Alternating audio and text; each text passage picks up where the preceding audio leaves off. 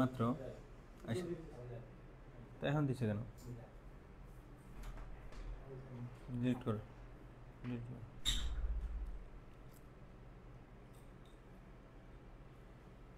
Video দেখবে।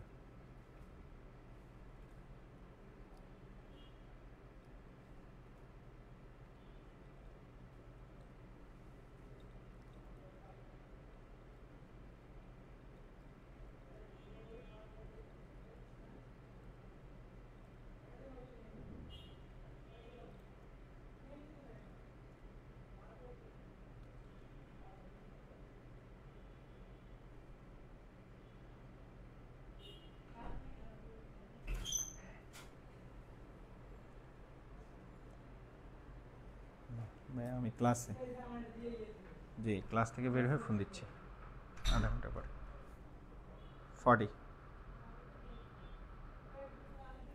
আসসালামু আলাইকুম প্রাণপ্রিয় শিক্ষার্থীরা, আশা করি সবাই ভালো আছো। আমাদের ক্লাস শুরু হয়েছে, তোমরা সবাই ক্লাসে জয়েন করো, সবাই ক্লাসে জয়েন করো। ইনশাআল্লাহ আমরা আস্তে আস্তে সফলতার একদম চূড়ায় চলে যাব, কোনো কিছু বাদ থাকবে না, সকল প্রবলেম সলভ হয়ে যাবে ইনশাআল্লাহ। ইনশাআল্লাহ ওকে, সবাই ক্লাসে জয়েন করো।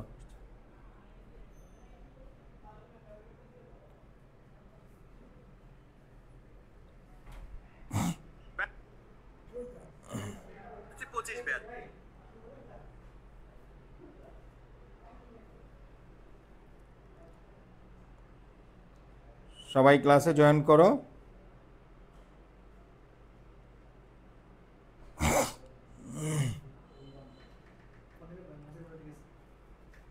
সবাই ক্লাসে জয়েন করো। জি ওয়ালাইকুম আসসালাম, আলহামদুলিল্লাহ ভাইয়া ভালো আছি। তোমরা সবাই কেমন আছো? তোমরা সবাই কেমন আছো? আর আমাদের নিয়মিত আয়োজন আজকের ক্লাস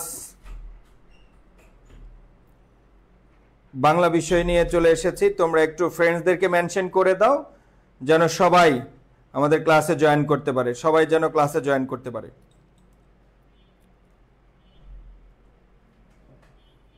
সবাই একটু শেয়ার করে দাও, আমিও শেয়ার করে দিচ্ছি।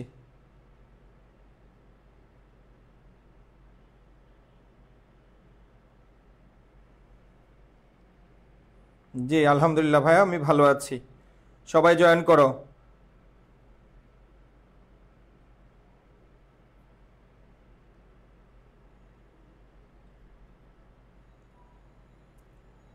জি ইনশাআল্লাহ হতাশ হওয়ার কিছু নাই, আল্লাহ ভাগ্যে ভালো কিছু রাখবেন, চেষ্টা করতে হবে, চেষ্টা করতে হবে।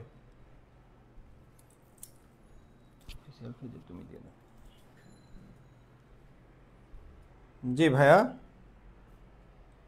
ওকে, অন্যদেরকে একটু মেনশন করে দাও, অন্যদেরকে একটু মেনশন করে দাও যে ভাইয়া ক্লাসে চলে এসেছে, তোমরাও চলে আসো ইনশাআল্লাহ। সেকেন্ড টাইম এই যুদ্ধে আমরা হারবো না, এই যুদ্ধে আমাদেরকে জিততে হবে, ভালো কিছু করতে হবে, আর সময় নষ্ট করা যাবে না। তুমি যদি মনে করো আমি পারবো, আমাকে পারতে হবে at any how, at any cost. এইবার আমাকে মানে স্বপ্ন যেন পূরণ হয় যে কোনো ভাবে, এবার যেন আমি না হারি, সেইভাবে তোমাকে প্রাণপণে নড়ে যেতে হবে। ওকে, আর রিলস দেখা, ফেসবুকিং, অযথা আড্ডাবাজি, মাস্তি এগুলো করবা না, কারণ এগুলো করে লাইফ একবার অলরেডি ধরা খেয়েছো, আবার যেন ধরা না খাও। ওকে, তো সবাই, সবার উদ্দেশ্যে বলছি, সবাই একটু মনোযোগ দাও, সবাই একটু ক্লাস করো, মনোযোগ দিয়ে ক্লাস করবা যেন কিছু শিখতে পারো। ক্লাসে আসছো যেন সবাই কিছু শিখতে পারো। জি সবাই হাজিরা দাও, সবাই অন্যদেরকে মেনশন করে দাও। জি ভাইয়া লেট করছি না, শুরু করে দিচ্ছি। বিসমিল্লাহির রহমানির রহিম।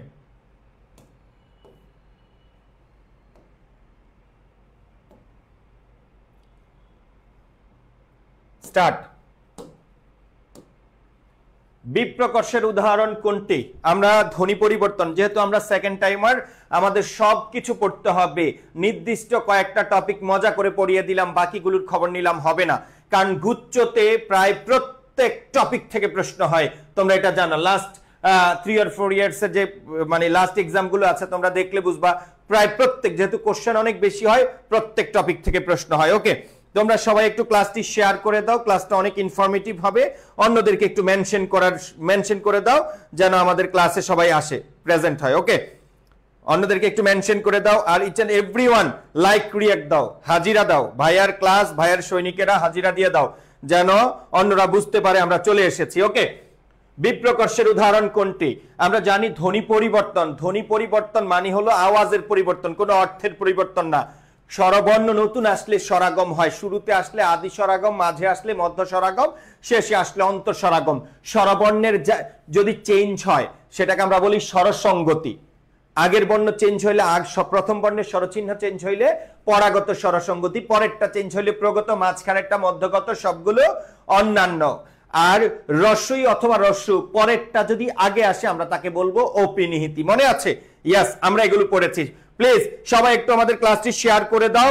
ভাইয়া কথা দিচ্ছি, যারা আমাদের এখানে ভর্তি হয়েছে প্রত্যেকজন স্টুডেন্ট খুশি থাকবা, এবং এটা প্রমাণ করব যে বাংলাদেশে সুফিয়ান সজীব ভাইয়ের মতো প্রত্যেক টিচার প্রত্যেক টপিক ধরে ধরে কেউ নোট করে পড়ায় না। একটা দুইটা টপিক এখানে স্লাইড দিয়ে পড়ায় দিবে, বাকি টপিকের খবর থাকবে না ইনশাল্লাহ। আমি আবারও কথা দিচ্ছি, অন্য যে যাই বলুক, শুধু তুলনা করবা আমি কি পড়াইছি অন্যরা কি পড়ায়। বছর শেষে হিসাব দেখবা যে আমার পড়া, আমার শুধু হ্যান্ড নোট যেটা থাকবে এটা থেকেই কমন আসবে। আমি বললাম যারা গত বছর করেছো তারা এটা প্রমাণ জানো, হয়তো তুমি গুরুত্ব দাও না এই জন্য পারো নাই, বাট যত প্রশ্ন এসেছে সব প্রশ্ন ভাইয়ের লেখা থেকে। কেন বলো? কারণ ভাইয়া ডিটেলস পড়ায়। জি ইনশাল্লাহ। ওকে, তাহলে বিপ্রকর্ষ। এখন বিপ্রকর্ষ এটা কি, এটা তোমাকে আগে জানতে হবে। বিপ্রকর্ষটা কি সেটা তোমাকে জানতে হবে। মনে রাখবা, আমরা জানি কোন একটা শব্দে নতুন কোন স্বরধ্বনি আসলে তার নাম স্বরাগম হয়। শুরুতে আসলে আদি স্বরাগম, মাঝে আসলে মধ্য স্বরাগম, শেষে আসলে অন্তঃস্বরাগম। এই মধ্য স্বরাগম, স্বরধ্বনির নতুন আগমনকে বলে স্বরাগম। এই মধ্য স্বরাগম, ওকে, স্বর মানে স্বরচিহ্ন। মধ্য স্বরাগমের অপর নাম হলো বিপ্রকর্ষ। বলো, মধ্য স্বরাগমের অপর নাম কি? বিপ্রকর্ষ। আর স্বরলোপের অপর নাম হলো সম্প্রকর্ষ। ইয়াস, সবাই একটু ক্লাসটা একটু মনোযোগ দাও, সবাই একটু ক্লাসে শেয়ার করে দাও। যতজন এই 300+ স্টুডেন্ট প্রত্যেকে আমাদের ক্লাসটা একটু লাইক রিঅ্যাক্ট দিয়ে দাও, যেন অন্যরা দেখতে পারে। ওকে, কারণ ইদানিং ক্লাস ফেসবুকের রিচ একটু কমে গেছে। তো ওকে, সবাই একটু উত্তর দাও। বিপ্রকর্ষের উদাহরণ কোনটি? মধ্য স্বরাগমের অপর নাম হলো বিপ্রকর্ষ।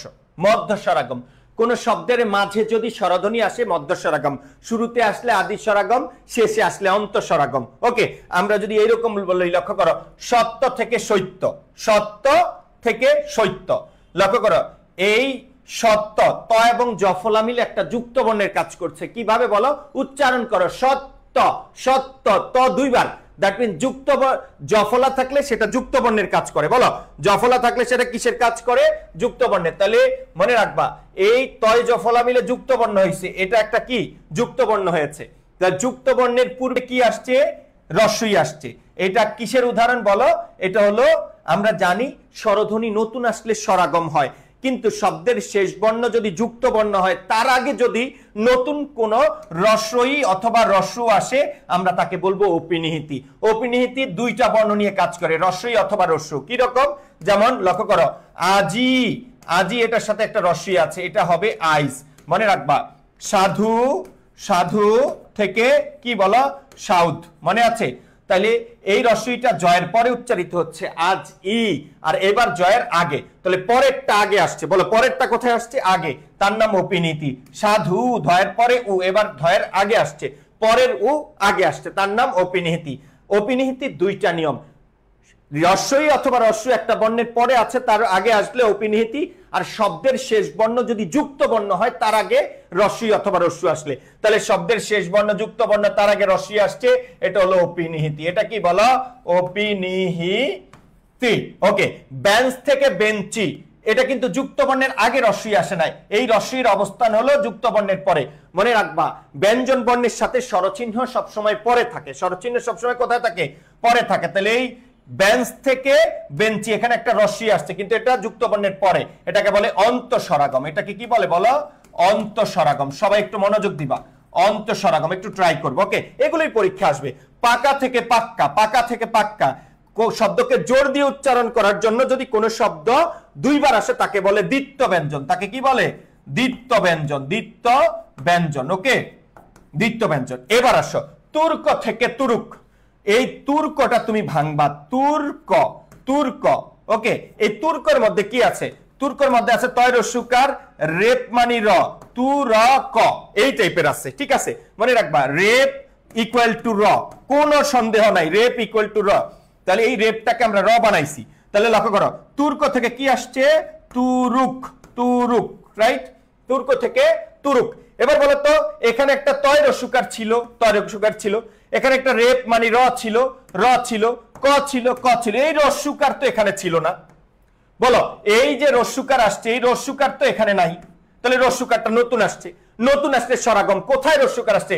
প্রথমে তয় রস্যকার, তয় রস্যকার ঠিক আছে, রেপ মানে র ঠিক আছে, ক আছে, ক আছে, অতিরিক্ত একটা কি রস্যকার আসছে, মাঝে আসছে। কোথায় আসছে বলো? মাঝে। দ্যাটস ওয়াই এটাকে বলে মধ্য স্বরাগম। দ্যাটস ওয়াই এটাকে কি বলে? মধ্য স্বরাগম। আর মধ্য স্বরাগমের অপর নাম বিপ্রকর্ষ। মাইন্ড ইট, মধ্য স্বরাগমের অপর নাম কি বলো? বিপ্রকর্ষ। ক্লিয়ার? সবাই বলো, মধ্য স্বরাগমের অপর নাম বিপ্রকর্ষ। আর স্বরলোপের অপর নাম সম্প্রকর্ষ। সবাই লিখবা, স্বরলোপ, স্বরলোপ মানে হলো সম্প্রকর্ষ। বলো, স্বরলোপ মানে সম্প্রকর্ষ। আর মধ্য স্বরাগমের অপর নাম বিপ্রকর্ষ। তাহলে কোন শব্দে যদি নতুন কোন স্বরধ্বনি আসে, তার নাম হবে স্বরাগম। শুরুতে আসলে আদি স্বরাগম, মাঝে আসলে মধ্য স্বরাগম, শেষে আসলে অন্ত স্বরাগম। ই অথবা উ পরেরটা আগে আসলে অপনিহিতি, অথবা যুক্ত বর্ণের আগে আসলে তাকে আমরা বলবো অপনিহিতি। ফিনিশ। Next 2 number. ওকে, তোমরা কোনটা কোন বাক্য সেটা একটু বুঝবা, আর কোনটি যৌগিক বাক্য সবাই উত্তর দাও।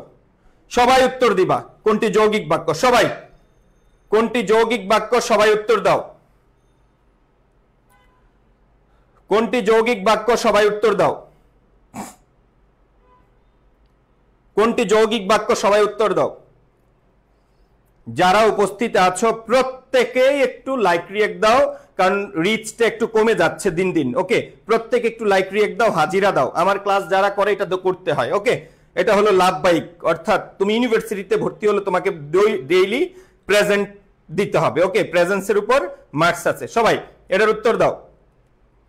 কোনটি যৌগিক বাক্য?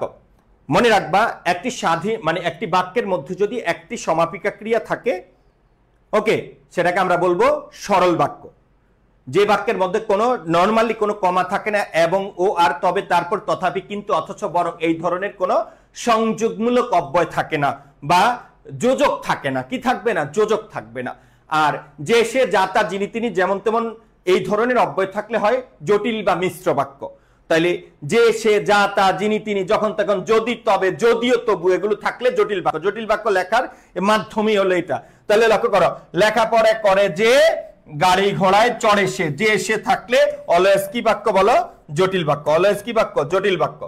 তার বয়স হলো বুদ্ধি বাড়েনি, এখানে তার বয়স হলো বুদ্ধি বাড়েনি, বাড়েনি হলো সমাপিকা ক্রিয়া, আর কোনো সমাপিকা ক্রিয়া নাই।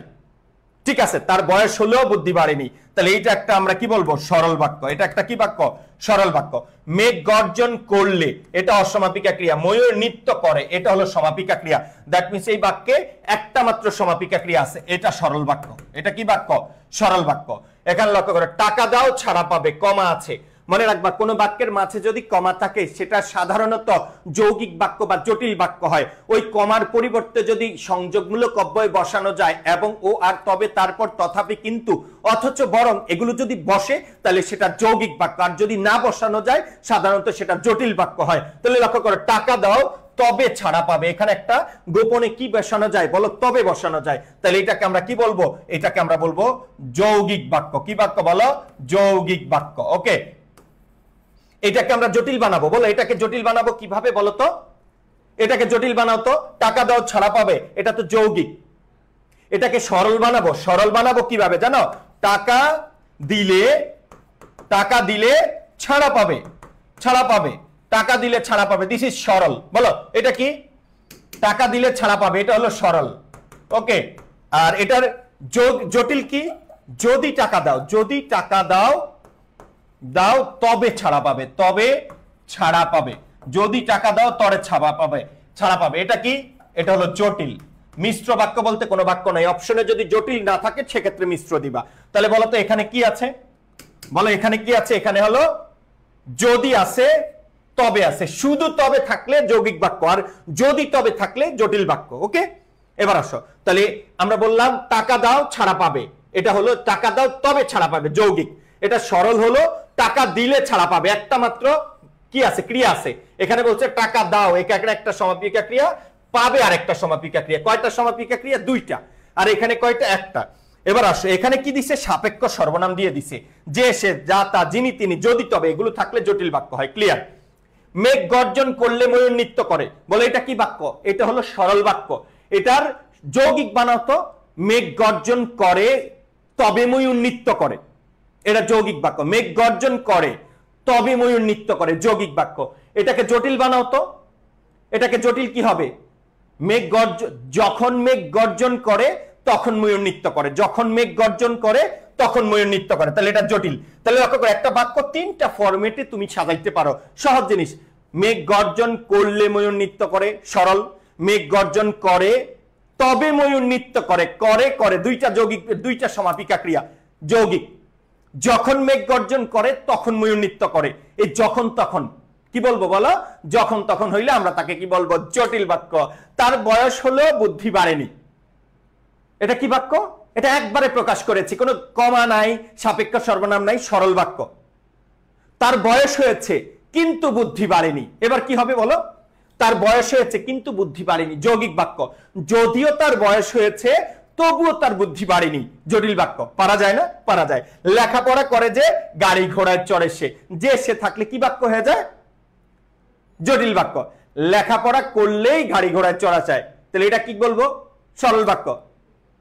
লেখাপড়া করো তবে গাড়ি ঘোড়ায় চলতে পারবে, এটার কি বাক্য বলো? যৌগিক বাক্য। লেখাপড়া করো তবে গাড়ি ঘোড়ায় চড়তে পারবে। মনে রাখবা, সংযোগমূলক অব্যয় গোপনে থাকে, সাপেক্ষ সর্বনাম কখনো গোপনে থাকে না। ক্লিয়ার? এবং ও আর তবে, তারপর এগুলো গোপনে আনা যাবে। যেমন তিনি আসলেন, দেখলেন, জয় করলেন, এটা যৌগিক বাক্য, কারণ এখানে গোপনে এবং আছেন। তিনি আসলেন, দেখলেন এবং জয় করলেন। আশা করি বুঝতে পেরেছ। নেক্সট, উত্তর উত্তর উত্তর। নিচের কোনটি উপপদ তৎপুরুষ সমাস? ওয়াও, নিচের কোনটি? সবাই তোমাকে পারতে হবে, তোমার কাছে মনে হবে তুমি অনেক কিছু পারো, আসলে না। পরীক্ষায় এরকম সহজ জিনিস আসে, কিন্তু আমরা পরীক্ষায় উত্তর করতে পারি না। এগুলোই আসবে, বিশ্বাস করো, এগুলোই আসবে। সবাই উত্তর করো, সবাই উত্তর করো, এগুলোই আসবে। সবাই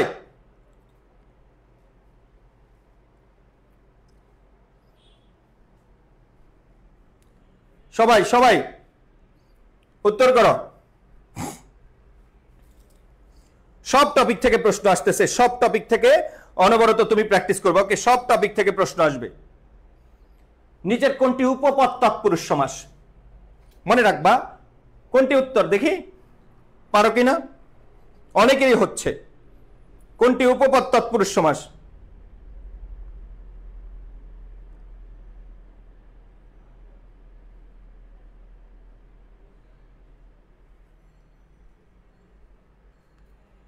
ইয়াস, তাহলে কোনটি? নিচে কোনটি উপপদ তৎপুরুষ?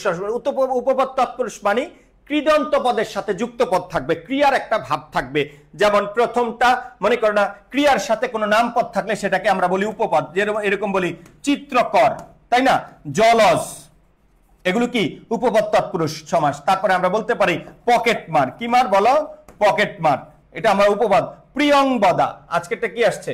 সত্যবাদী। প্রিয়ংবদা, প্রিয়ংবদা, বদা প্রিয় বাক্য বলে যে, প্রিয়ংবদা প্রিয় বাক্য বলে যে, তাই না। জলজ, জলে চড়ে যে। তার পঙ্কজ, এগুলো হলো উপপদ তৎপুরুষ, পঞ্চকজ। ওকে, তাহলে সত্যবাদী, সত্য বলে যে, মানে এটার ভেতরে ক্রিয়ার একটা ভাব থাকবে।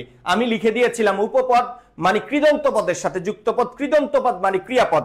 এই উপপদ তৎপুরুষ সমাসে মনে রাখবা, উপপদ তৎপুরুষ সমাসে দুইটা অংশ থাকে। একটা হলো ক্রিয়া, প্রথম অংশ থাকবে বিশেষ্য, প্রথম অংশ থাকবে বিশেষ্য, আর আরেকটা থাকবে ক্রিয়া অথবা প্রথম বর্ণ, মানে ক্রিয়ার প্রথম বর্ণ।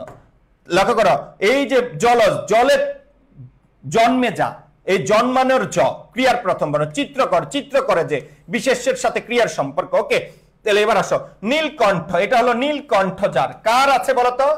নীলকণ্ঠ যার। এটা কোন সমাস বলো? বহুব্রীহি, বহুব্রীহি, আমরা এটা পড়িয়েছি, তাই না।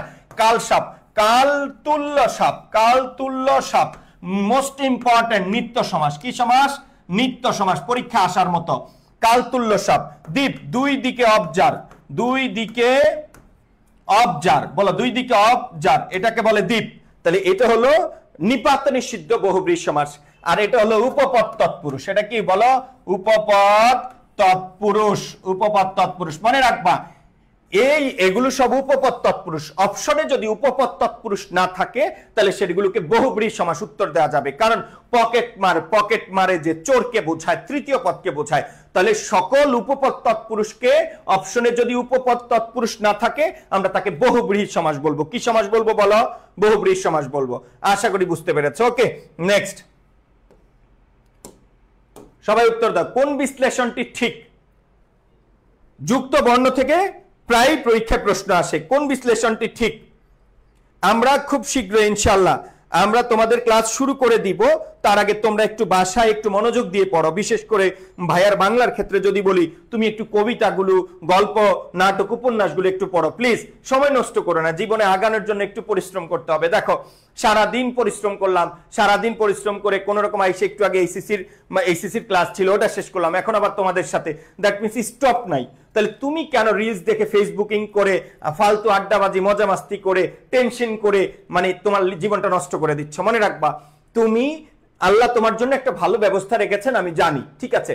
তবে তুমি যদি একটু ভালো পড়াশোনা করে ভালো একটা বিশ্ববিদ্যালয়ে ভর্তি হও তাহলে তোমার ব্যবস্থাটা আল্লাহ আরো বেশি ভালো করবেন। মনে রাখবা, পরিশ্রম করে ভাগ্য বদলানো যায়। তুমি বাসায় বসে থাকো, কেউ তোমাকে খাওয়াবে না, বাট তুমি সারাদিন পরিশ্রম করে তুমি কিছু টাকা কামায় রেস্টুরেন্টে গিয়ে ভালো একটা কিছু খাও। দ্যাট মিনস তুমি বসে থাকলে কেউ তোমাকে খাওয়াবে না। ওকে, তুমি একটু পরিশ্রম করো। ওকে, কোন বিশ্লেষণটি ঠিক? মনে রাখবা, যুক্ত বর্ণ বিশ্লেষণের ক্ষেত্রে দুই জায়গায় হসন্ত হয় না, শেষ বর্ণে হসন্ত হয় না আর স্বরবর্ণের নিচে হসন্ত হয় না। তাহলে আমরা জানি যুক্ত বর্ণ ভাঙতে হলে স্বরবর্ণ এবং শেষ বর্ণ ছাড়া সকল বর্ণের নিচে হসন্ত হয়। তাহলে বোঝার ট্রাই করো।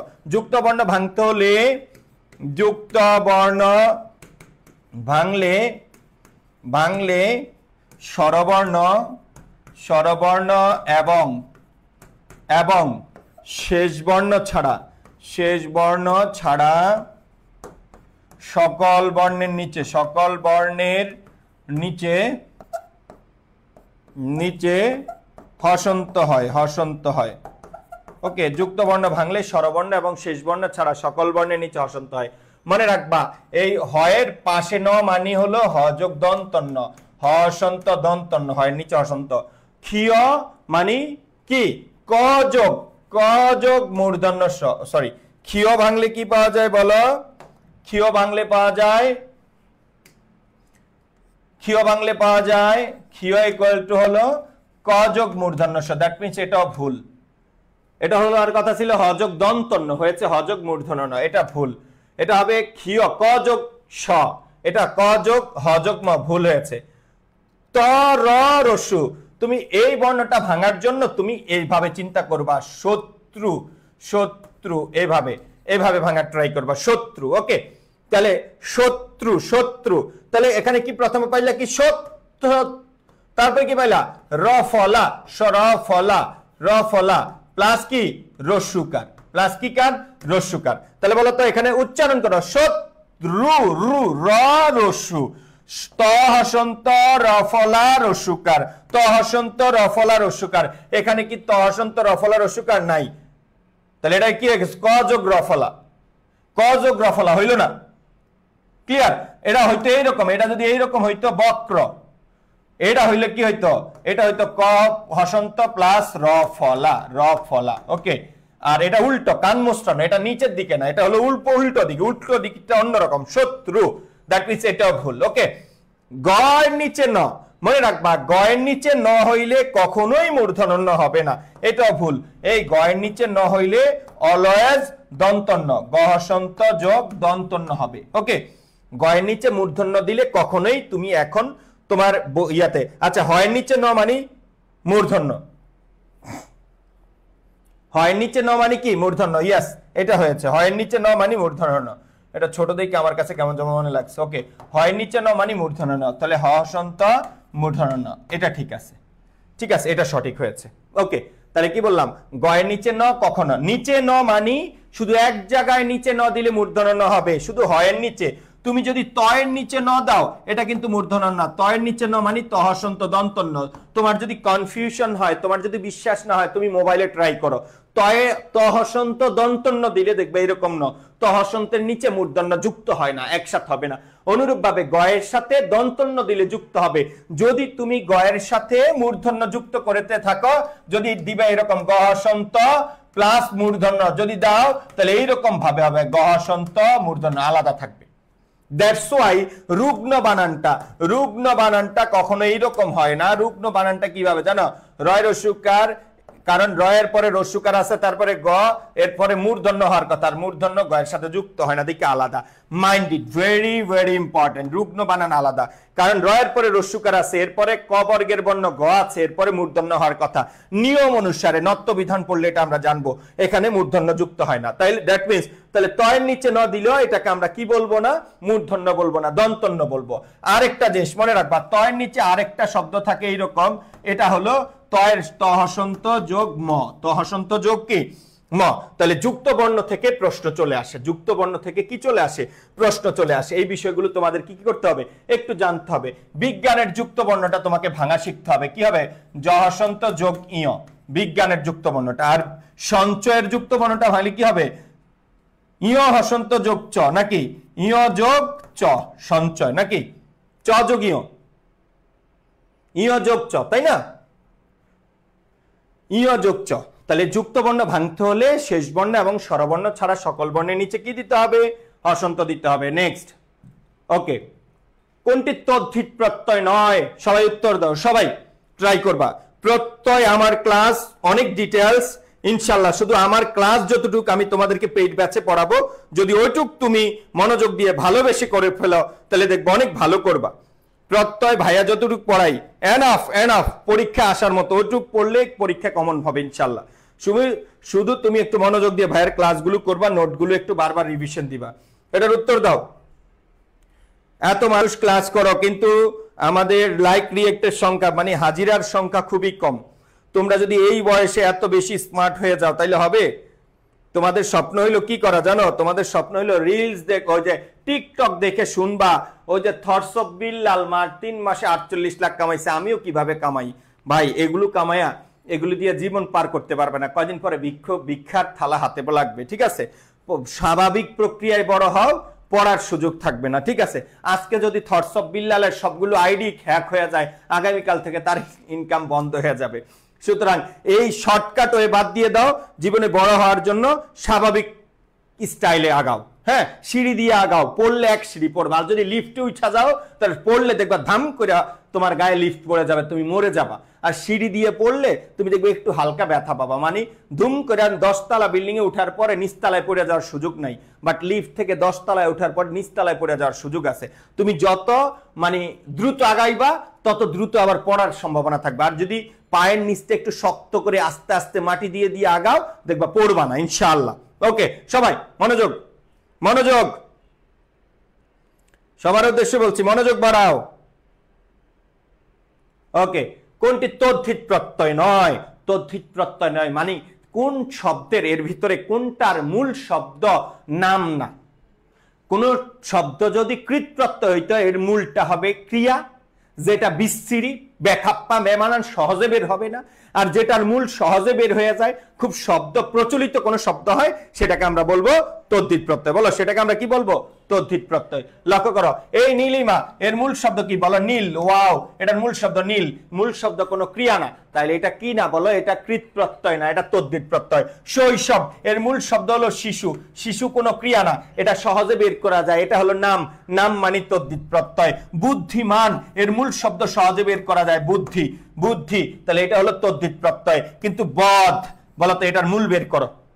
মুখস্থ না পারলে এটার মূল থেকে বের করা যাবে না। ওকে, মুখস্থ না থাকলে এটার মূল বের করা যাবে না। আর এটার মূল বের করলে এত বিস্তৃতি, এত ব্যাখ্যা যা আইডিয়া করা যায় না, আমরা রেগুলার ব্যবহার করি না। তাহলে যেগুলোর মূল সহজে বের করা যায়, যেগুলোর মূল কোনো নাম হয়, সেটাকে তদ্ধিত প্রত্যয় বলে। তাহলে হন যোগ অল, বদের বিশ্লেষণ হলো হন যোগ অল, হন যোগ অল, এটারে বলে বদ। এটা হলো কৃত প্রত্যয়। এটা কি প্রত্যয়? বলো কৃত প্রত্যয়। নিপাত নিষিদ্ধ কৃত প্রত্যয় আছে 4টা। কয়টা? 4টা। আমার সাথে সাথে বলো যারা আমার ক্লাস লাস্ট ইয়ারে করেছো।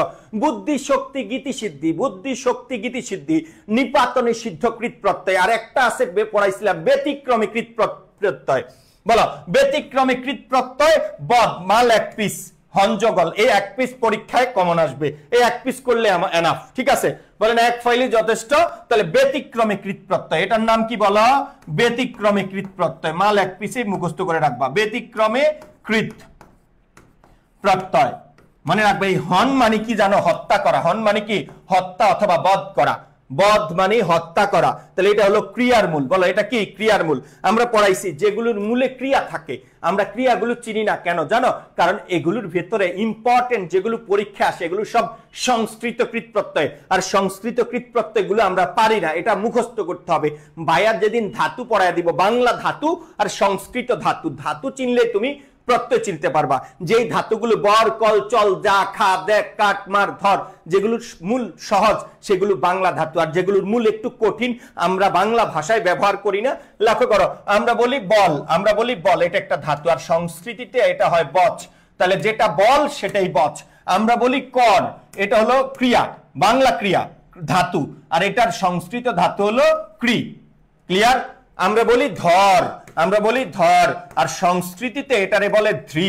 আমি এগুলো একদম পয়েন্ট টু পয়েন্ট তোমাকে বুঝিয়ে দিব। তাহলে যেগুলো বিস্তৃতি ব্যাকাপ্পা বেমানান এগুলোকে বলবা কৃত প্রত্যয়, যেগুলোর মূল বের করা যায় না এবং যেগুলো আমরা বাংলা ভাষায় ব্যবহার করি না ওগুলোকে বলবা সংস্কৃত কৃত প্রত্যয়। কি কৃত প্রত্যয়? সংস্কৃত কৃত প্রত্যয়। কিছু না পারলে শুধু আমার ক্লাস করলে এনাফ। ওকে, রূপতত্ত্বে আলোচিত বিষয় নয় কোনটি?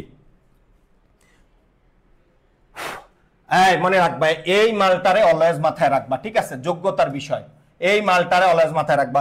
শব্দ রূপতত্ত্বে আলোচিত এটুক পরে যদি তোমার ক্ষান্ত দিয়ে দাও তাহলে উত্তর একটা, আর যদি এই পর্যন্ত আসে উত্তর আরেকটা। এই মালটারে মাথায় রাখবা, নয় শব্দটা শেষে থাকে, না নয় এগুলো শেষে থাকে। ওকে, সবাই একটু মনোযোগ দাও প্লিজ। ছোট ছোট বাচ্চাদের মতো তোমাদেরকে জোর করে পড়াইতে হয়। হায় রে, কি ব্যাপার, এরা এত বড় হয়েছে, এদের নিজের জন্য, নিজের ভালোর জন্য, সুন্দর থাকার জন্য, ভালো খাওয়ার জন্য, বাবা মাকে ভালো রাখার জন্য এরা পড়াশোনা করবে। এরা কি এর 10 ঘন্টা পড়লে 6 ঘন্টা ফেসবুক চালায়, 10 ঘন্টা 5 মিনিটের নামে রিলস দেখতে ঢুকে, রিলস দেখতে ঢুকে আমার মেজাজ গরম হয়ে যাচ্ছে। বুঝতেই পারতেছে আমার কথার ধরন কত বাজে হইতেছে। কারণ তোমরা সেকেন্ড টাইমার, তোমরা শুধু তোমাদেরকে কেন পড়ার টেবিল থেকে উঠতে হবে? তোমার তার কোনো কাজ নাই, জীবনে এত টাইম পাবা না আর বড় হওয়ার জন্য। এখন একটু বেসিকটা অ্যাডভান্স করে রাখো, এখন একটু ভোকাবুলারি বেশি পড়ে রাখো। দেশে থাকো আর বিদেশ থাকো, তুমি যদি অনেক বেশি ভোকাবুলারি পড়ে থাকো তোমার লাইফে ভালো কিছু করতে পারবা ইনশাআল্লাহ। ওকে, এবার আসো, লিখছ তাইলে শব্দ বা রূপতত্ত্বে আলোচিত বিষয় নয় কোনটি? মনে রাখবা, যে টপিকগুলো ধ্বনি নিয়ে কাজ করে, বর্ণ নিয়ে কাজ করে, ধ্বনি বা বর্ণ, ধ্বনি অথবা বর্ণ নিয়ে কাজ করলে কোন তত্ত্ব? ধ্বনি তত্ত্ব। ধ্বনি বা বর্ণ নিয়ে কাজ করলে ধ্বনিতত্ত্ব। ধ্বনির পরিবর্তন ধ্বনিতত্ত্ব, নত্ব সত্য বিধান ধ্বনিতত্ত্ব। ধ্বনি বর্ণ নিয়ে কাজ করে, উচ্চারণ আওয়াজ নিয়ে কাজ করে ধ্বনিতত্ত্ব। অনুরূপ ভাবে বলো সন্ধি, আমরা ছোটবেলায় পড়ছি অকার কিংবা আকারের পরে অকার কিংবা আকার থাকলে উভয় মিলে কি হয়? আকার হয়। তাহলে সন্ধিতে বর্ণের মিলন ঘটে না। তাহলে ধ্বনি বা বর্ণ নিয়ে কাজ করলে কোন তত্ত্ব? ধ্বনিতত্ত্ব। তাহলে হলো বোঝার ট্রাই করো, এটা হলো ধ্বনিতত্ত্ব। আর শব্দ বা রূপতত্ত্ব হলো সমাস, শব্দ বা রূপতত্ত্ব প্রত্যয়, শব্দ বা রূপতত্ত্ব উপসর্গ, শব্দ বা রূপতত্ত্ব। তাহলে এখানে উত্তর কোনটা বলো? উত্তর হলো সন্ধি। মনে রাখবা, ধ্বনি নিয়ে কাজ করলে ধ্বনিতত্ত্ব, আর যদি কোনো টপিকের সাথে বাক্য থাকে বাক্যতত্ত্ব, অর্থ রিলেটেড থাকলে অর্থ থাকলে অর্থতত্ত্ব, মুখ্যার্থক, লক্ষার্থক, গৌণার্থক, এর বাইরে যা আছে সব শব্দ বা রূপতত্ত্ব। বাক্যতত্ত্বের মধ্যে 6-7টা টপিক মুখস্থ রাখবা। আমরা বলেছি বাক্য সংক্রান্ত সকল বিষয়, পদ পরিবর্তন, পদক্রম, বাগধারা, এক কথায় প্রকাশ, জ্যোতি, ছিন্ন, উক্তি। বাগধারাটা নতুন ব্যাকরণে ভিন্নতা আসছে, বাট পুরাতন ব্যাকরণ অনুসারে উত্তর দিবা। ওকে, তাহলে পদ পরিবর্তন, পদক্রম, বাগধারা, এক কথায় প্রকাশ, জ্যোতি, ছিন্ন, উক্তি, এগুলো বাক্যতত্ত্ব। এর বাইরে বাক্য থাকলে বাক্যতত্ত্ব, এটা বাক্যতত্ত্ব শেখা শেষ। ধ্বনি বা বর্ণ রিলেটেড টপিক ধ্বনিতত্ত্ব, অর্থ থাকলে অর্থতত্ত্ব, এর বাইরে যা আছে সব শব্দ বা রূপতত্ত্ব। তাহলে এগুলো হলো শব্দ বা রূপতত্ত্ব। বলো এই তিনটা কি? শব্দ বা রূপতত্ত্ব ইনশাআল্লাহ। ওকে, এবার আসো সবাই, উচ্চ মধ্য, উচ্চ মধ্য, পশ্চাৎ স্বরধ্বনি। কথা হলো একটা ক্লু দিছে উচ্চ মধ্য, আরেকটা ক্লু হয়েছে পশ্চাৎ। ক্লিয়ার? একটা হলো উচ্চ মধ্য, আরেকটা কি? পশ্চাৎ। আমরা জানি স্বরধ্বনি 7টা, ই, এ, আরেকটা হলো এ, ই, এ, আরেকটা কি বলা? এরকম না? নিচের ঘরে কিছু নাই। আর আরেকটা আছে, লক্ষ্য করে, এটা একটা, আরেকটা আছে হলো এই ঘরে আছে, একটা আছে আ, আর এই ঘরে আছে কি? রস্যউ ও, আরেকটা হলো অ। প্রথমটাকে বলে প্রসৃত, প্রথমটাকে কি বলে? প্রসৃত। মাঝেরটারে বলে বিবৃত বা স্বাভাবিক, বিবৃত বা স্বাভাবিক। শেষটা হলো গোলাকৃত, পশ্চাৎ, গোলাকৃত। ওকে, এটা আবার পশ্চাৎ, এটার আরেকটা নাম হলো পশ্চাৎ মানে পেছনে। এটা হলো সম্মুখ, সম্মুখ ওষ্ঠাধর প্রসৃত, সম্মুখ প্রসৃত। আর হলো কেন্দ্রীয় মানে মাঝে, আর এটা হলো পশ্চাৎ। তাহলে প্রথমটারে বলে সম্মুখ প্রসৃত, শেষটা হলো পশ্চাৎ প্লাস গোলাকৃত। আর উপরের সারিকে বলে উচ্চ, বলো উপরেরটারে বলে উচ্চ, এই নিচের সারিটাকে বলে নিম্ন। আর উপরের নিচেরটাকে বলে উচ্চ মধ্য, কি মধ্য? বলো উচ্চ মধ্য। আর উপরের থেকে নিচ থেকে একটু উপরেরটারে বলে নিম্ন মধ্য, কি মধ্য? বলো নিম্ন মধ্য। এটারে আরেক হিসাবে বলে, এই নিচেরটারে বলে বিবৃত, নিচেরটারে আরেক হিসাবে বলে বিবৃত, আর উপরেরটারে আরেক হিসাবে বলে সংবৃত, সংবৃত। উপরেরটারে বলে সংবৃত। নিচ থেকে একটু উপরেরটাকে বলে অর্ধ বিবৃত, কি বিবৃত? অর্ধ বিবৃত।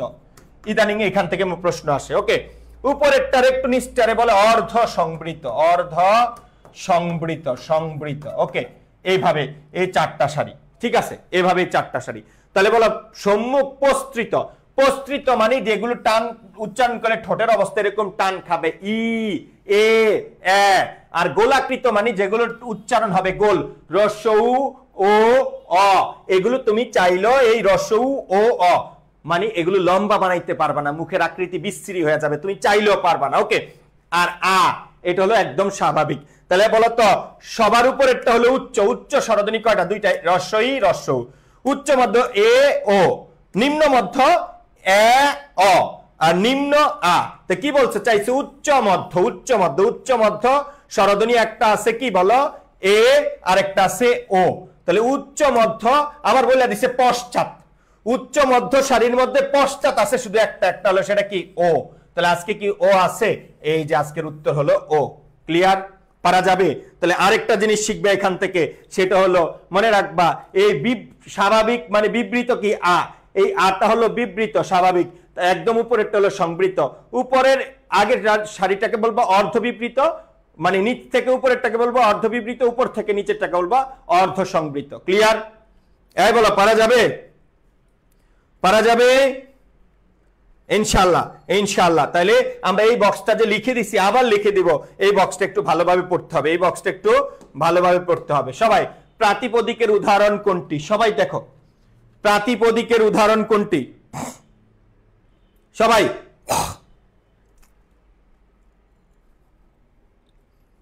বর্তমানে টিকটক আইডি নাই এমন মানুষ খুঁজে পাওয়া দুর্বল, দুর্লভ। দুর্বল বলছো না? কেন আমার তো টিকটক আইডি নাই, আমি একটা ফেসবুক ছাড়া কিছুই চালাই না। ওকে, যাই হোক, ফেসবুকে তো অত কঠিনভাবে চালানোর তো সময় পাই না। অনেক শখ জাগে মাঝে মধ্যে ফেসবুক চালাইতে, কিন্তু পারি না, সময় নেই। ওকে, এবার আসো প্রাতিপদিকের উদাহরণ কোনটি? প্রাতিপদিক কাকে বলে এটা তোমাকে জানতে হবে। প্রাতিপদিক হলো বিভক্তি, ও প্রাতিপদিক হলো বিভক্তি। ভাই আমি ক্লাসে বিভক্তিহীন অথবা বাকি, বলো প্রত্যয়হীন, প্রত্যয়হীন নাম শব্দ। বিভক্তিও থাকবে না, প্রত্যয় থাকবে না, এরকম নাম শব্দ মানে যে শব্দের সাথে কোনো বিভক্তি থাকবে না, যে শব্দের সাথে কোনো প্রত্যয় থাকবে না, সেটারে বলে প্রাতিপদিক। প্রাতিপদিক হলো একটা এমন শব্দ যার সাথে কোনো বিভক্তি নাই, যার সাথে কোনো প্রত্যয় নাই। তাহলে মুখস্থ করো, বিভক্তিহীন বা প্রত্যয়হীন নাম শব্দ, বিভক্তি বা প্রত্যয়হীন নাম শব্দকে প্রাতিপদিক বলে। এক কথায় বলি, যে শব্দগুলো ব্যাকরণের কোনো নিয়ম অনুসারে ভাঙা বা বিশ্লেষণ করা যাবে না, সেগুলোকে বলে মৌলিক শব্দ। কি শব্দ বলো? মৌলিক শব্দ। ওই মৌলিক শব্দগুলোর অপর নাম আমরা বলতে পারি প্রাতিপদিক। ঠিক আছে? তাহলে বলো তো হাতল, হাতল, আচ্ছা প্রাতিপদিক। বিভক্তিহীন নাম, আচ্ছা শব্দ ইয়াগুলো কি যেন, প্রশ্নটা একটু অন্যরকম হয়ে গেছে। এটা হওয়ার কথা ছিল মৌলিক শব্দ। কি শব্দ? মৌলিক শব্দ। লক্ষ্য করো, এটার প্রশ্নটা এরকম হওয়া দরকার ছিল। প্রশ্নটা কিভাবে আসলো? মৌলিক শব্দ, মৌলিক শব্দ। ওকে, মৌলিক শব্দের উদাহরণ কোনটি? এবার তোমরা দাও, কারণ এখানে লক্ষ্য করো, যদি তুমি প্রাতিপদিক বলো, প্রাতিপদিক অনেকগুলোই চলে আসে। ঠিক আছে? যেগুলোর সাথে এইটা হয় ওইভাবে চিন্তা করলে শুধু যদি প্রাতিপদিক চিন্তা করো শুধু বই হয়, নাম শব্দ, ঠিক আছে। বাকিগুলো এটার উত্তরও আছে, কিন্তু আমরা যদি বলতাম মৌলিক শব্দ কোনটা, তাহলে এটার উত্তর এটা হয়, কাছাকাছি হয়। তাহলে প্রাতিপদিক মানে বিভক্তিহীন প্রত্যয়হীন নাম শব্দকে বলে। তাহলে উত্তর কোনটা বলো? বই, কারণ এটার ভিতরে অল আছে, হাত যোগ অল আছে, এটা ভাঙা যায়। বি যোগ আ যোগ ক্রি যোগ অন প্রত্যয় আছে, মুখ যোগ র প্রত্যয় আছে, ফুল যোগ এল প্রত্যয় আছে, তাই না? তাহলে বিভক্তিহীন অথবা প্রত্যয়হীন নাম শব্দকে প্রাতিপদিক বলে, এটাই শব্দ। আর এইটাকে, এই প্রশ্নটাকে যদি আমরা এভাবেও চেঞ্জ করতাম যে নিচের কোনটি মৌলিক শব্দ, সেটা বই, মানে যেই শব্দে ভাঙা বা বিশ্লেষণ করা যায় না সেটাকে মৌলিক শব্দ বলে। কিন্তু এখানে কি বলছি? প্রাতিপদিক মানে বিভক্তিও নাই প্রত্যয় নাই। তাহলে বিভক্তিও নাই প্রত্যয় নাই, কোন শব্দ? শুধু বই। শুধু কোনটা বলো? বই। বুঝছো? ঠিক আছে। প্রশ্ন বিভক্তি নাই প্রত্যয় নাই, এটাকে যদি শুধু আমরা বলতাম এইরকম যে নিচের কোনটি মৌলিক শব্দ, তা উত্তর কোনটা বলো? বই। যদি বলতাম মৌলিক শব্দ কোনটা, তার উত্তর কি ছিল? বই। বুঝছো? পারা যাবে? পারা যাবে ইনশাআল্লাহ, ইনশাআল্লাহ। ওকে, তারপরে আসো নেক্সট। কি ধরনের ধ্বনি পরিবর্তনে স্বরের স্থান পরিবর্তন বা আগমন ঘটে না? কি ধরনের ধ্বনি পরিবর্তনে স্বরের স্থান পরিবর্তন বা আগমন ঘটে না? সবাই প্লিজ, সবাই একটু ট্রাই করো ভাইয়া। ইনশাআল্লাহ আমাদের চেষ্টায় তোমরা অনেক ভালো কিছু করতে পারবা। তোমরা যদি মানে একটু আগ্রহী হও, তোমাদের যদি একটু আগ্রহ থাকে, এডুকেশনে এমন এমন শিক্ষক আছেন, তোমরা এটা আজকে বুঝবা না। এই যে ডানে বামে যারা দৌড়াদৌড়ি করো না, দিন শেষে আমাদের কাছে আবার আসবা, ডাবল ফি দিয়ে আবার আসবা ইনশাআল্লাহ। এটা প্রমাণ করব, কারণ এতে যোগ্যতার বিষয় আছে, মানে তোমার ইউনিভার্সিটি ব্যাকগ্রাউন্ডের একটা বিষয় আছে, তোমার পরিশ্রম ডেডিকেশনের একটা বিষয় আছে। ওকে, শুধু মুখে বললেই হবে না, তোমরা উল্টাপাল্টা সিদ্ধান্ত নিয়ে না। কি ধরনের ধ্বনি পরিবর্তনের স্বরের স্থান পরিবর্তন হয় না অথবা কি আগমন ঘটে না? তাহলে দুইটা ঘটনা, প্লিজ প্রিয় ভাই বোনেরা, এখানে তোমরা পেঁচায় ফেলবা প্রশ্নটা। কি ধরনের ধ্বনি পরিবর্তন হলে স্বরের স্থান পরিবর্তন হবে না, স্থান পরিবর্তন হয় না অথবা আগমন ঘটে না? স্থান পরিবর্তন হয় না অথবা আগমন ঘটে না, কোন কাজটা হইলে? কি ধরনের ধ্বনি পরিবর্তনে স্বরের স্থান পরিবর্তন হয় না, আগমন ঘটে না? তাহলে দুইটা স্থান পরিবর্তন। এবার বলো অপিনিহিতি, দেখি ট্রাই করি। অপিনিহিতির একটা উদাহরণ ট্রাই করি। আজি, আজি থেকে আইস, এটা অপিনিহিতি না? বলো স্বরের রসিকার পরে ছিল, আগে আইছে, বলো স্থান পরিবর্তন হয়েছে না? তাহলে বলো তো অপিনিহিতিতে কিন্তু স্থান পরিবর্তন হয় না। তাহলে হয় এমন একটা বের করতে হবে যেটা স্থান পরিবর্তন হয় না এবং কি স্বরের আগমনও ঘটে না। তাহলে এটাতে স্থান পরিবর্তন হয়েছে, তাহলে এটা উত্তর হবে না। স্বরসঙ্গতি, যেমন বেলা, বেলা থেকে বিলা, তাই বেলা থেকে বিলা, বয়ের আকার ছিল, বয়ের অস্বীকার হয়ে গেছে, স্থান পরিবর্তন হয়ে গেছে। আমি যদি বলি মূলা, মূলো, এটা তো স্বরসঙ্গতির উদাহরণ, জানো না? রস্যকার ছিল, আকার ছিল, আকারের জায়গায় ওকার হয়ে গেছে, দ্যাট মিন স্বরের চিহ্নের পরিবর্তন হয়েছে, স্বরের স্থান পরিবর্তন হয়ে গেছে, চিহ্ন পরিবর্তন হয়েছে না? স্বরের স্থান পরিবর্তন বা আগমন ঘটে না। এবার আসো, স্থান পরিবর্তন হয়েছে কিছুটা, লক্ষ্য করো। আমরা একটু দেখি। তাহলে এখানে টপা টপ, টপ টপ থেকে টপ টপ, এখান থেকে কি হয়? টপা টপ। তাহলে এটা কি হয়েছে? অতিরিক্ত আগমন ঘটছে। বলো এখানে কি ঘটছে? আগমন ঘটছে। এখানে আবার কিন্তু চেঞ্জ হয়েছে, কিন্তু স্বর চেঞ্জ হয়েছে। সম্প্রকর্ষের অপর নাম স্বরলোপ। বলো সম্প্রকর্ষের অপর নাম কি? স্বরলোপ। তাহলে আমি যদি বলি আজি থেকে কি আজ, আজি থেকে আজ, তাহলে এখানে কি ঘটলো? এখানে স্থান পরিবর্তন হয় না, আবার আগমনও ঘটে নাই, চলে গেছে, এটা হইতে পারে। প্রশ্ন ধরুন আদি স্বরাগম। কি স্বরাগম বলো? আদি স্বরাগম। যেমন আমি বলতে পারি এরকম, লক্ষ্য করো, স্ত্রী থেকে স্ত্রী, এখানে তো নতুন আসছে, আগমন ঘটছে, তাহলে এটা হবে না, এটাও হবে না। তাহলে হবে কোনটা বলো? এখানে কিঞ্চিত একটু ঝামেলা আছে, এখানে পরিবর্তন হয়েছে, কিন্তু এক নম্বরে যদি উত্তর নেই তাহলে আমরা সম্প্রকর্ষ, কারণ এখানে পরিবর্তন হয় নাই, এখানে চলে গেছে। আর চলে যাওয়ার কথা নাই তো, এখানে স্বরের স্থান পরিবর্তন হয় নাই, আবার কি আগমনও ঘটে নাই, তাহলে কিন্তু যাওয়ার কথা তো বলে নাই। তাহলে এটাই উত্তর। কোনটা উত্তর বলো? 4 নাম্বার। ঠিক আছে, এই বুঝছো বাচ্চারা, সোনামণিরা? বড় বাচ্চা এগুলো সব, এগুলো একটা এখন আর ছোট বাচ্চা না, এগুলো সব পড়াশোনা না করে উল্টা পাল্টা কাজ করে। ওকে, এই বুঝছ? পারা যাবে? পারা যাবে বলো? ওকে, নেক্সট। ঢেউ শব্দে কোন স্বর আছে? সবাই, ঢেউ শব্দে কোন স্বর আছে? সবাই উত্তর দাও। ঢেউ শব্দে কোন স্বর আছে? সবাই উত্তর দাও। ঢেউ শব্দে কোন স্বর আছে?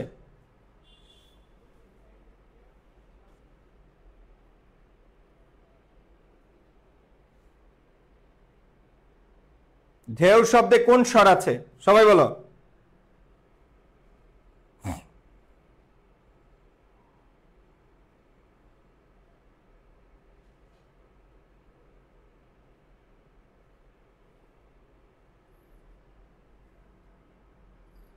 ঢেউ শব্দে কোন স্বর আছে দেখি পারো কিনা।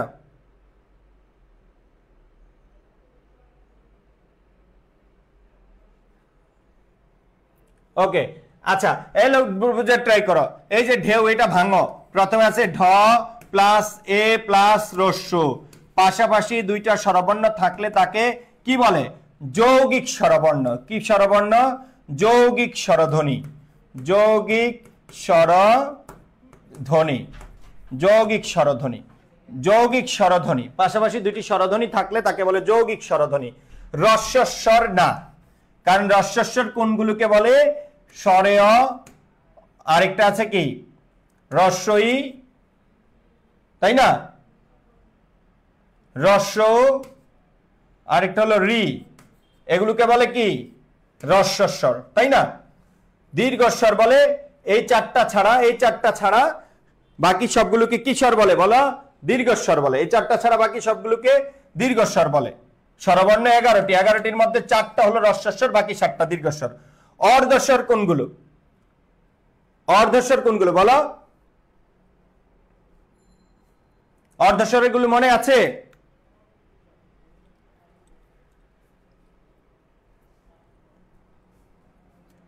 রস্বই, রস্ব, এ, আরেকটা হলো ও। মূল কথা এটা না, মূল কথা হলো যার নাম যৌগিক। আজকের উত্তরটা হলো দ্বিস্বর। বলো, আজকের উত্তরটা হলো দ্বিস্বর। অর্ধস্বর তো আলাদা আলাদা 4টা বর্ণ, কিন্তু ঢেউ শব্দে কি আছে বলো? এখন তুমি বলবে এ আছে, রস্যু আছে, তাহলে এটা তো অর্ধস্বর হবে, কিন্তু না। ঢেউ শব্দে আমরা একক ভাবে যদি বলি এই শব্দে যৌগিক স্বর আছে। যৌগিক স্বরের অপর নাম কি জানো? মনে আছে? সান্ধ্যক্ষর। যৌগিক স্বরের অপর নাম সান্ধ্যক্ষর। এর অপর নাম সন্ধিস্বর। এর অপর নাম কি স্বর? সন্ধিস্বর। এর অপর নাম দ্বিস্বর। বলো, এর অপর নাম কি স্বর? দ্বিস্বর। এর অপর নাম যুগ্ম স্বর। এর অপর নাম কি? যুগ্ম স্বর। এর অপর নাম দ্বৈত স্বর। দ্বৈত স্বর একবার পরীক্ষা আসছে, এগুলো সব অপশনে ছিল নিচের কোনটি যৌগিক স্বরধ্বনি নয়? উত্তর ছিল মুক্ত স্বর। কি স্বর? মুক্ত স্বর। আর যৌগিক স্বর এক না, তাহলে এটা কোনো উত্তর ছিল না। ওকে, তাহলে এই শব্দে পাশাপাশি দুইটি স্বরবর্ণ আসছে। পাশাপাশি দুইটি স্বরবর্ণ আসলে তাকে কি বলে বলো? তাকে কি বলে? পাশাপাশি দুইটি স্বরবর্ণ আসলে যদি একটার মতো উচ্চারিত হয় তাকে বলে যৌগিক স্বরধ্বনি। যৌগিক স্বরধ্বনির অপর নাম সান্ধ্যক্ষর, সন্ধিস্বর, দ্বিস্বর, যুগ্ম স্বর, দ্বৈত স্বর, কিন্তু মুক্ত স্বর না। কিন্তু কি স্বর না?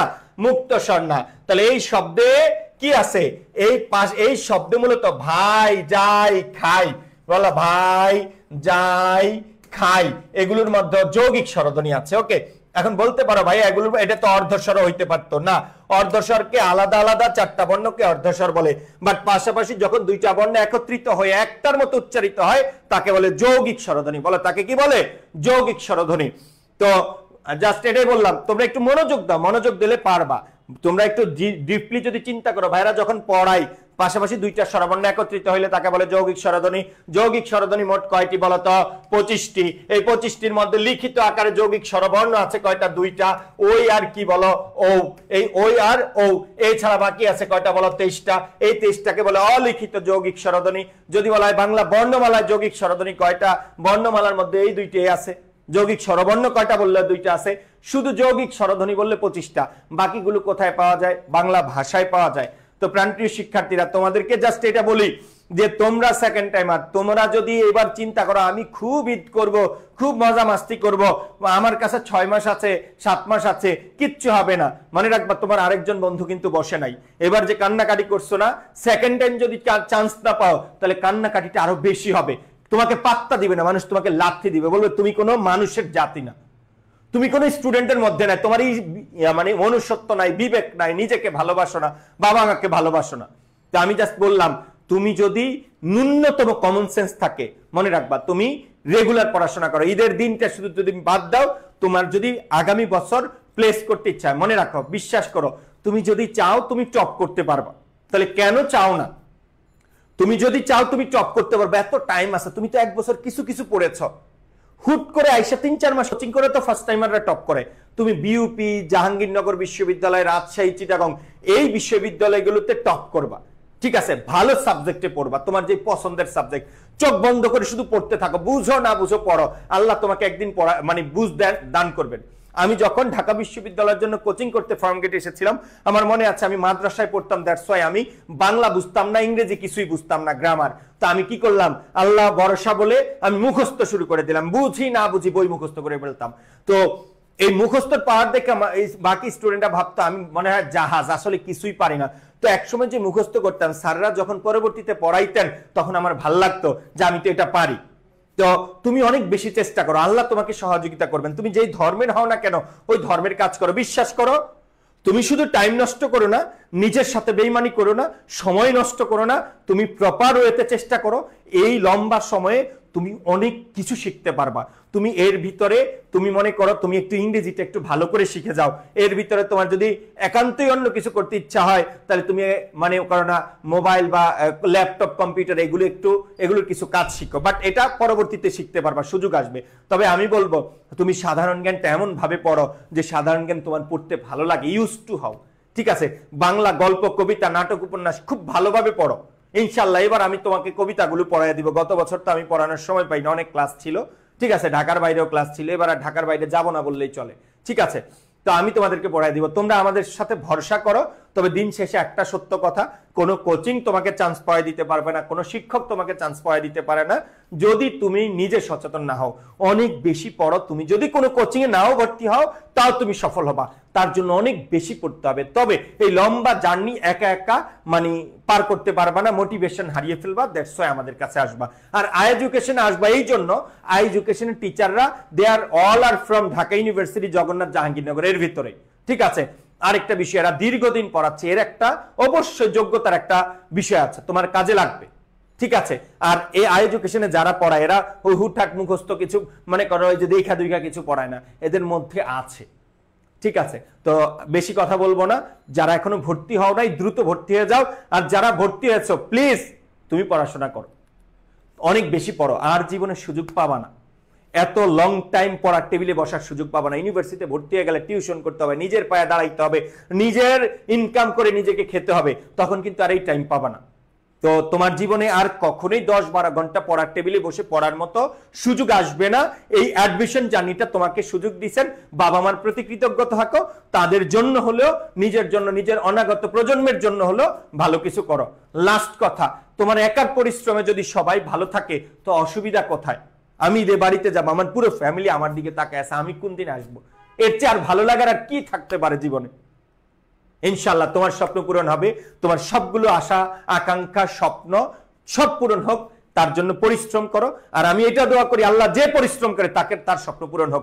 এট এ টাইম তুমি প্রেম করবা, মজা মাস্তি এনজয় করবা, সারা রাত ফোনে কথা বলবা, আবার তুমি ইউনিভার্সিটিতে পড়বে, এটা হবে না, এটা যেন না হয়, এটার জন্য আল্লাহর কাছে আমরা সবাই দোয়া করি ইনশাআল্লাহ। যারা প্রকৃত পরিশ্রমী তাদের স্বপ্ন যেন কবুল হয়। সবাই ভালো থাকবা, আসসালামু আলাইকুম, আল্লাহ হাফেজ।